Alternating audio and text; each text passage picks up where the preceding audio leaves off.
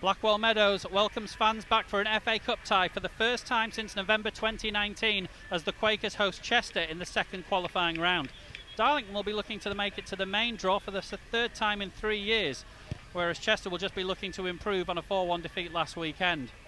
All the action coming right up. So we're a little bit delayed here, but Joe Wheatley's just about to get us underway on the road in the FA Cup this year. And there we go, Mr. Brown gives a shrill blow on his whistle and plays the ball back to Jake Cooper, whose clearance was just blocked, which means that Cassidy gets a chance to go up the other end here. He's competed with the goalkeeper all the way up, but Cassidy has a shot there which almost was goal bound. No whistle. Caught us out there, expecting the referee to give an infringement, but he didn't. Could have been a very good opening 20 seconds, couldn't it? A few more behind that goal now. I feel a bit happier about that, and they're making a good old noise. The drum's beaten and the tin shed are supporting the team. Ball's played forward. Cassidy competes with his man, neither win the header. Ball comes back to Cassidy. He's seen Hatfield, flags up because Hatfield stuck that in the top corner, and that would have been a heck of a goal. Would have been a great goal, but I think Hatfield was a yard offside, and the assistant's flag I think rightly went up. Nice promising move though. Ball in the back of the net from a good finish by the skipper, who's on the goal trail this season, but unfortunately for him that one's not going to count. Flag was up before he wrapped his foot around that and cut.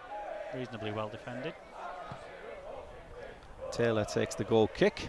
Hatfield's the furthest forward to compete for it, but it's cleared. It's cleared interestingly by Chester's number 5, I thought there, which is interesting because I don't think they've got a number 5. Mondale's on the ball. He's running at the edge of the box. Has a shot. Good low shot that's well captured by Louis Gray. It's a little scrappy spell this for the Quakers, I think. Yeah, Purvis sliding in at first and then Story almost getting caught as he cleared it. And ball's played over the top there. Went over Story's head, but Cooper was immaculately positioned just to guide it through the goalkeeper.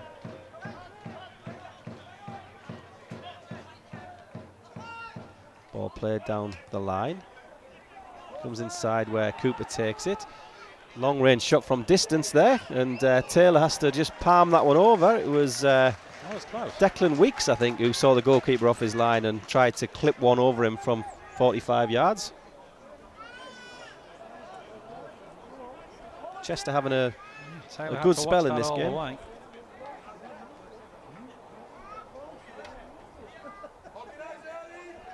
So it will be a corner. Darlington certainly more direct than usual today. Not a criticism, of course, just an observation. Ball's played. I'll never criticise the style of play if it works. Ball played forwards on the edge of the box for Chester, and George Smith tripped his man there. And the referee's not going to play advantage. He's going to give the free kick because it's in a promising position for Chester. Just trying to see who it was that got brought down. It was Hardy, I think. It's Lacey, I think, that stood over it, wearing number 16, Paddy Lacey. Darlington, 4 men in the wall. Lacey shoots, it's goal bound, but Taylor just collects that calmly. Yeah, he didn't have to move, did he? Just stood there and ball called straight to him. Ball's rolled out underarm to Purver. He's pressed straight away and he's lost possession on the edge. He can't make a foul there, gets the shot. I thought for an awful moment Purver was going to drag him down there. That would have been a straight red if he had, to tidy up and commits the defender actually, so gives Griffiths a little bit of extra space. Griffiths 30 yards out inside to Wheatley.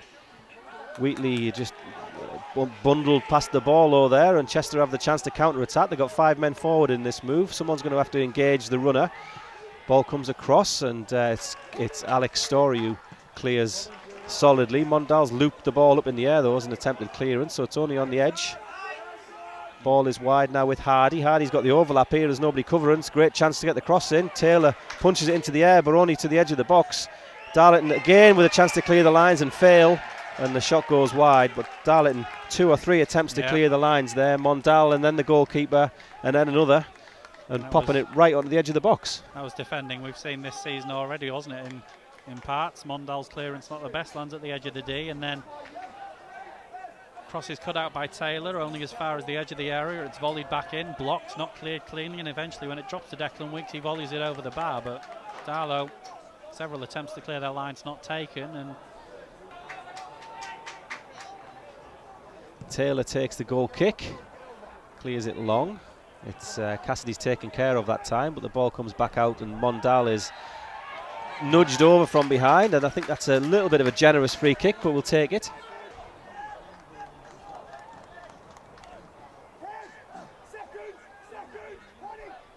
So here we got stood over this. I can see Will Hatfield. Hatfield and Wheatley. Hatfield and Wheatley. Chester with only 2 men in the wall. Yeah, Wheatley's more effective from about 8 yards in the FA Cup, I think.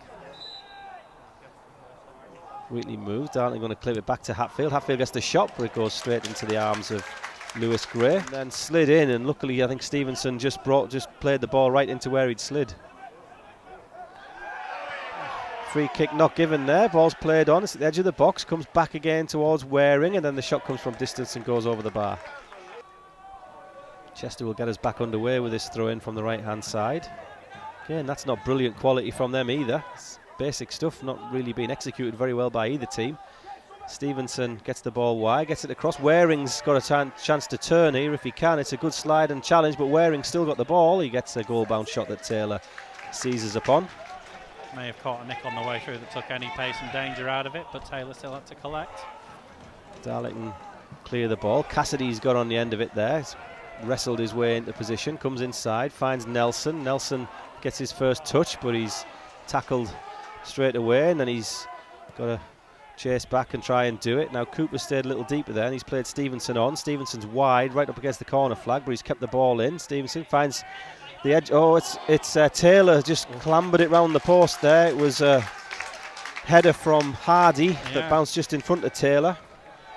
He got it round the post. Got enough on it to turn it away, and there was another Chester player closing in on that, wasn't there? I thought he was going to have the simple finish with the keeper on the floor, but can't see who it is.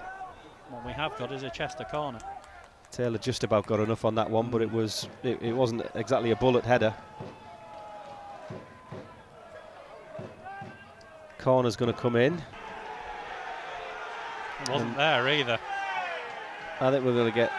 We could do with Mr. Brown taking control of this game a little bit here, because I'm not sure he's been quite firm enough recently. Cooper wins the header there, nods it down into the path of Charman. Charman turns his man and runs away from him, and then he's being tugged back, but the referee's not interested in that one. Smith's on the overlap outside. Smith's going to get the first time cross. Can Darlington get on the end of it? It's going to come all the way across. Oh, it's Nelson has the shot. Dos Santos was wrestled to the ground a little bit, looking for a penalty, but Chester take the free kick, just chip one into the box. It's won by a yellow shirt in the first place. Then it comes to Stevenson, who keeps the ball in. Got 2 Darlington defenders with him, but he turns the ball round, and Charman does well to read that there and intercept the overlap. Finds Wheatley, and then Wheatley's foul. That's got to be a yellow card. Hardy needs to go in the book at some point. Any Chester player needs to go in the book at some point, because they're getting away with a lot of things. It was Anthony Dudley had the ball down by the corner, just tripped over himself, gave it back to Dos Santos. Darlington couldn't capitalise, but they got the throw-in out at the end of it. Griffiths to Wheatley, Wheatley to Story, Story across to Cooper. Cooper will try and advance to the halfway line, and he gives it to Smith. Smith inside to Charman, and then Charman gives him one to chase after Smith. Can he get there? He can. He gets the cross. It's a good ball. Can Cassidy rise? It's hit the defender or the goalkeeper gone behind. I don't know if it was Smith bust along there, didn't he? That was some great pace down the left-hand side. Brilliant stuff. Brilliant stuff. Had a lot to do, but he got to it. Lovely little pass and lovely little exchange between the two of them, and then he gets the ball in, and Cassidy very close to opening there.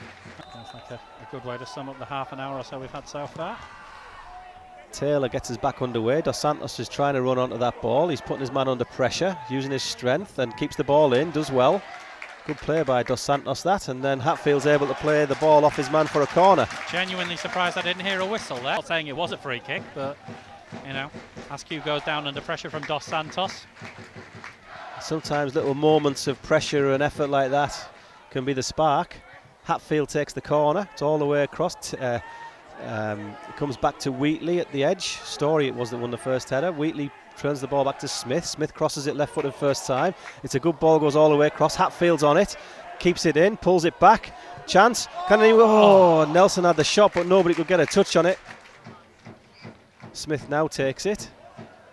It's headed clear to the edge of the box. Ball's going to come to Hatfield. Hatfield can't get much quality on that though. It's going to come back to towards Smith, but it's a good slide and challenge by the Chester player, and that's going to be the free kick, and the referee blows the full-time whistle, and the final score here at Blackwell Meadows is Darlington 0, Chester 0. A very stop-start game that Chester managed the second half, managed to break up any sort of momentum, and Darlington couldn't do anything much about it. Well, 100 minutes of football couldn't separate us today, so we'll try another 90 at least on Tuesday night at the Diva Stadium to try and figure out who's going through. But